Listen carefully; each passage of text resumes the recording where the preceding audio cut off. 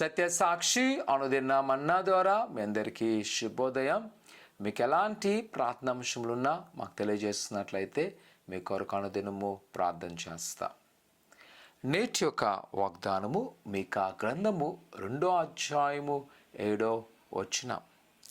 యథార్థముగా ప్రవర్తించు వారికి నా మాటలు క్షేమ సాధనములు. కుమార్తె ఆనాటి ఇజ్రాయేల్ ప్రజలు ఐగుప్తు నుంచి కానాన్ దేశానికి వెళ్తున్నప్పుడు దేవుడు వారికి అనేకమైన నిబంధనలు తెలియజేస్తాను. ఆ నిబంధన తెలియజేస్తున్నప్పుడు వారికి అనిపించవచ్చు, ఏంటి ఇలాగ ప్రభు చెప్తున్నాడని. కానీ స్పష్టంగా చెప్పినాడు, ఆ నిబంధనలు దేనికంట వారికి క్షేమ సాధనములు. దాన్ని ఎవరైతే వెంబడిస్తారో, ఎవరైతే పాటిస్తారో అది వారికి దీవెనకరంగానే ఉంటాయి. నిజంగా కొన్నిసార్లు మనం 10 ఆజ్ఞలు కానీ లేదా నిర్గమాకాండం 21 చూసినప్పుడు కొన్ని ఆజ్ఞలు చూస్తున్నప్పుడు అయ్యో ఈ ఆజ్ఞలు ఏంటి ఇంత కష్టంగానే అనిపిస్తాయి. కానీ వాటిని ఎవరైతే ఖచ్చితంగా పాటిస్తారో, యథార్థంగా పాటిస్తారో అవి నిజముగానే క్షేమ సాధనములు. అనగా అది మనకు దీవెనకరంగా ఆశీర్వాదకరంగా ఉంటాయి, మంచిగా ఉంటాయి. ఉదయకాల సమయంలో కుమార్తె ఒకవేళ నీ జీవితంలో ఒక్కసారి గమనించు ఆయన కార్యములు ఆశ్చర్యములు.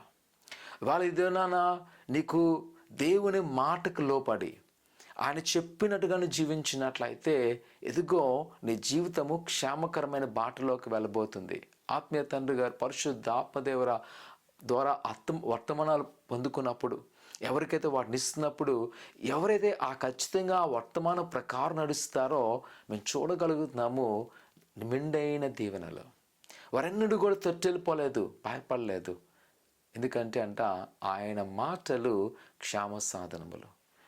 ఆయన మాటలు వెంబడించిన వారు, ఎవరైతే దేవుని వాక్యాన్ని పాటించిన వారు నష్టపోయినట్లు దేవుని వాక్యములో ఎక్కడా కూడా లేదు.